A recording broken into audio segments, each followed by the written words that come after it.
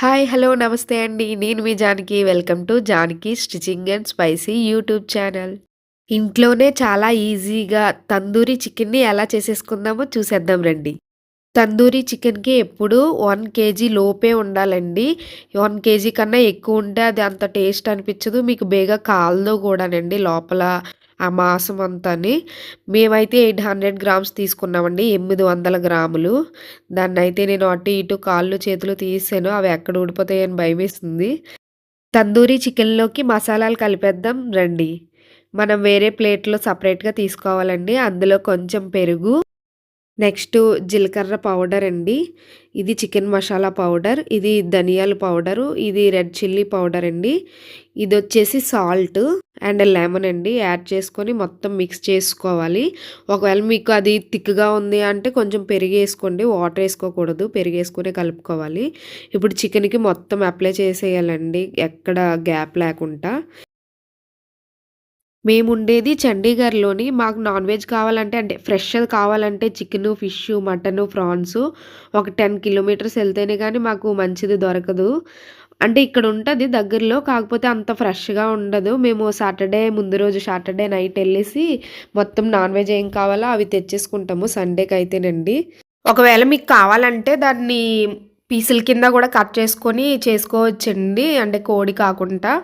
ఈ chicken తందూరికి leg చూపిస్తారు గదా! అలా చిన్న చిన్న పీసుల కింద కట్ చేసుకొని ఇలా మ్యాగ్నేట్ చేసుకొని మనం కాల్చుకోవచ్చు. కొంచెం అల్లం వెల్లుల్లి పేస్ట్ కూడా వేసుకోండి.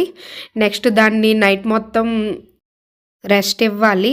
మార్నింగ్ అది బాగా మ్యాగ్నేట్ అవుతుందండి. నెక్స్ట్ మనం స్టవ్ ఆన్ చేసుకొని కళాయి పెట్టుకొని అందులో 2 టేబుల్ స్పూన్ ఆయిల్ ఏసుకొని మనం నైట్ అంతా మ్యాగ్నేట్ చేసుకున్న చికెన్ ఉంది గదండీ! దాన్ని మొత్తం అందులో వేసుకోవాలి. అది కొంచెం కాలే వరకు ఉండాలండి. నెక్స్టు దాన్ని బోర్లా పడుకోబెట్టాలి. అటువైపు కూడా పూర్తిగా కాలాలండి. యాక్చువల్లీ తందూరి అన్నది మనం బొగ్గుల మీద కాల్చుకోవాలండి. కానీ మాకు బొగ్గులు అవైలబుల్ లేక నేను గ్యాస్ మీద కాల్చుకుంటున్నాను. ఫస్ట్ అయితే ఇలా ఒక 60% మనకి ఇందులోనే కళాయిలోనే వేవాలండి. తర్వాత ఈ గ్రిల్స్ ఉన్నది తీసుకోండి. స్టవ్ స్టార్ట్ చేసుకొని ఇప్పుడు అది హీట్ అయ్యే వరకు ఉంచాలండి. దాని మీద ఇప్పుడు మనం 60% కాల్చుకున్నాం కదండీ! ఆ చికెన్‌ని వేసేసుకోవాలి. తందూరి చికెన్ అండి. పైన, కింద, ముందు, వెనక మొత్తం కాల్చేసుకోవాలండి. అవైతే గ్రిల్స్ లోపలికి కాళ్ళు వెళ్ళిపోయి వచ్చేవి కాదండి. మన 800 గ్రామ్స్ చికెన్ కోడినండి ఇప్పుడు తందూరి చికెన్‌ని చేసేసాము. చూసారు కదండీ! ఇంతలా కాలాలి. అలా అయితేనే మనకి లోపల ఉన్నది బాగా కాలుతుంది. ఇప్పుడు ఈ తందూరి చికెన్‌కి చట్నీ ఉండాలి కదండీ! పుదీనా చట్నీ చేసేద్దాం రండి. కొంచెం పుదీనా, కొత్తిమీర, అల్లం, పచ్చిమిర్చి, ఎండుమిరగాయలండి. ఇంకా స్పైసీ కావాలంటే మీరు మిర్చి వేసుకోవచ్చండి. ఇప్పుడు ఇవన్నిటిని మిక్సీ జార్‌లో వేసుకోండి. ఇందులో కొంచెం ఒక హాఫ్ కప్పు పెరుగు వేసుకోండి. టేస్ట్ వచ్చిద్ది పెరుగు వల్లండి. కొంచెం పెరుగు వేసుకోండి.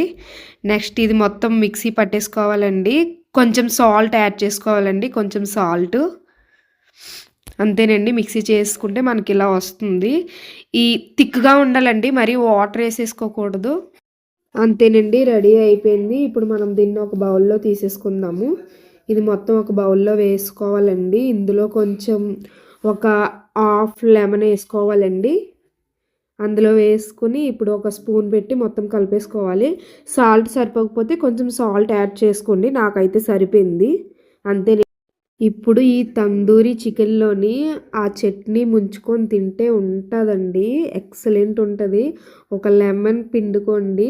చాలా బావుంటది. చాలా జ్యూసీగా ఉందండి. మొత్తం పీస్ అంతా బాగా ఉడికిందండి. మొత్తం చికెన్ అంతాని. చూసారు కదా! అంటే ఎక్కడ పట్టుకున్నా అది మొత్తం ఉడికినట్టు అయిపోయింది. చూడండి మీకు పీస్‌లోనే తెలుస్తుంది. ఎంత ఉడికిందో అనేసి. ఓకేనండి. ఈ వీడియో మీకు నచ్చినట్లయితే ప్లీజ్ సబ్స్క్రైబ్ మై యూట్యూబ్